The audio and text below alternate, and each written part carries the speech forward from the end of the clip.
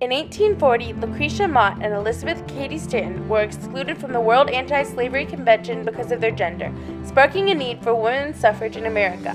This caused two suffragist organizations to form, the American Women's Suffrage Association and the National Women's Suffrage Association. The conflicting beliefs and philosophies of the leaders, Lucy Stone and Susan B. Anthony, the events leading up to the ultimate compromise of a new generation of suffragists who merged the associations, and the actions of this merged group all led to the 19th Amendment being ratified and women across America receiving the right to vote on August 18, 1920. The British and Foreign Anti-Slavery Society had called for the first World Anti-Slavery Convention. Passionate about abolition, Lucretia Mott and Elizabeth Cady Stanton made the trip to London to attend this life-changing event. Mott and Stanton were stopped at the door. They were not admitted into the convention hall because men did not want women to speak their minds. After debating with the people who granted admittance, they were allowed to sit into a room off to the side. It was offensive and disgraceful that these two female abolitionists were not able to witness the same historical events as everybody else. They were only allowed to hear them. With this spark for a change and a need for women's rights, Lucretia Mott and Elizabeth Cady Stanton arranged the first Women's Rights Convention in Seneca Falls, New York.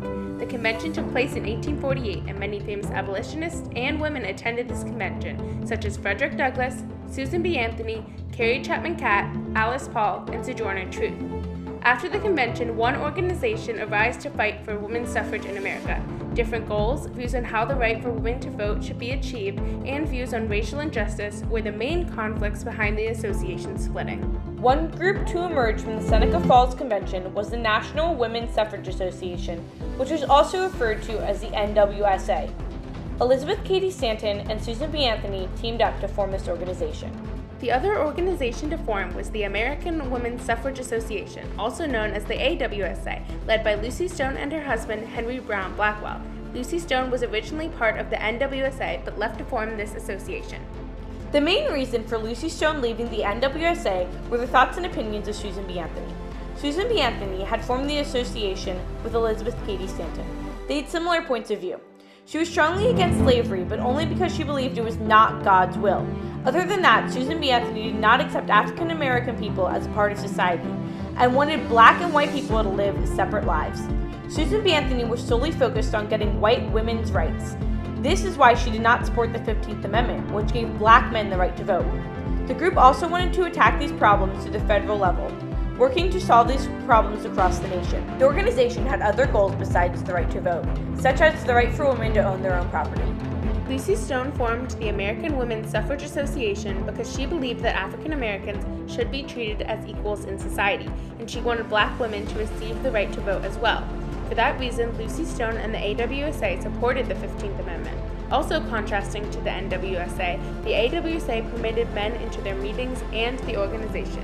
While the NWSA worked with a federal approach, Lucy Stone decided to lead her association by going state to state, where they convinced individual states to give women the right to vote. This worked, but by 1869, Wyoming was the first and only state to grant women suffrage.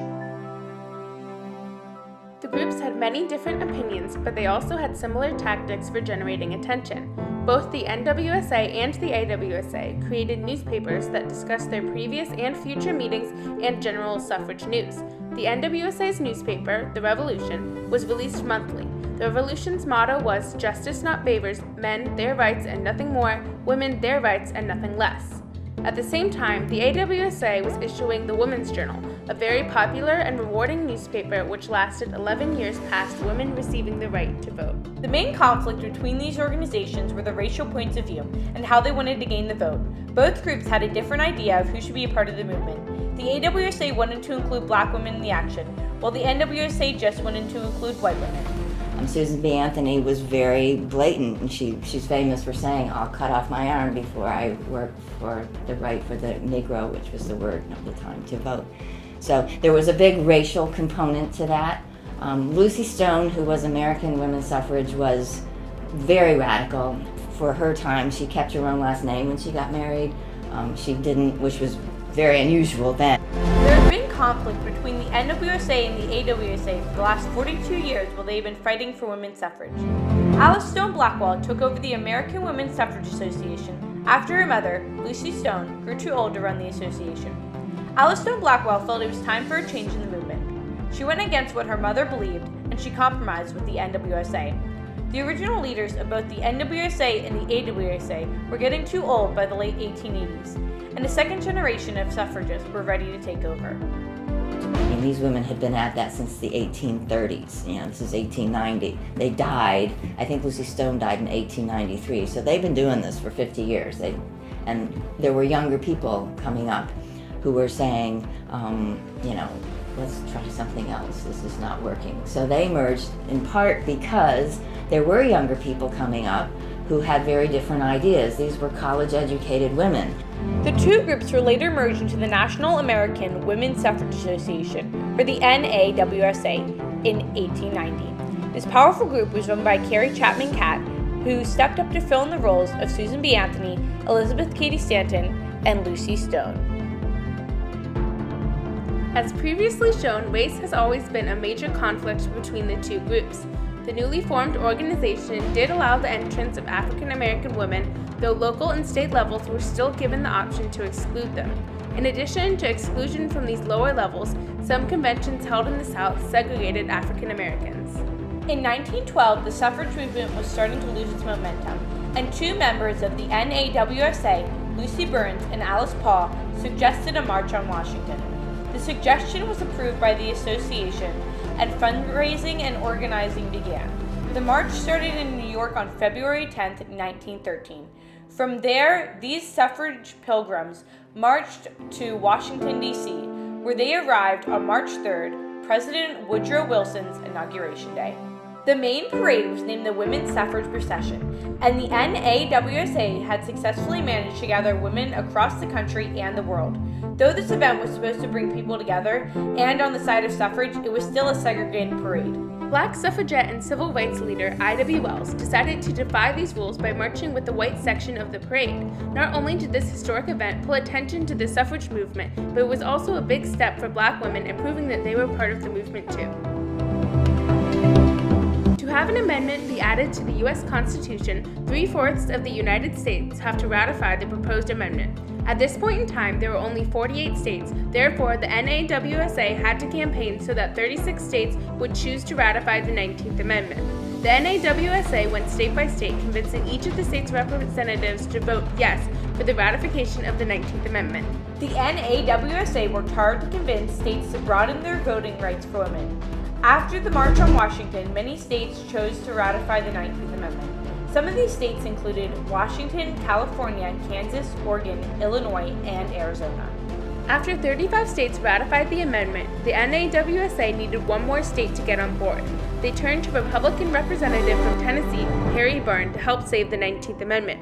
He was against the suffrage movement, but as he was making a decision, Byrne received a letter from his mother and she wrote, "Don't forget to be a good boy and help Mrs. Catt put the rat in ratification." These words of inspiration from his mother pushed Byrne to vote yes, and it was the final step women needed to win the right to vote. May 21, 1919, the House of Representatives passed the 19th Amendment. Shortly after, the Senate agreed. August 18, 1920 was the day the amendment was passed. That same year, white women only were allowed to vote in all 48 states. Conflict and compromise between the AWSA and the NWSA were the start and final push for the American white women winning the right to vote. The conflict between Lucy Stone and Susan B. Anthony was the driving force for the conflict between the two associations.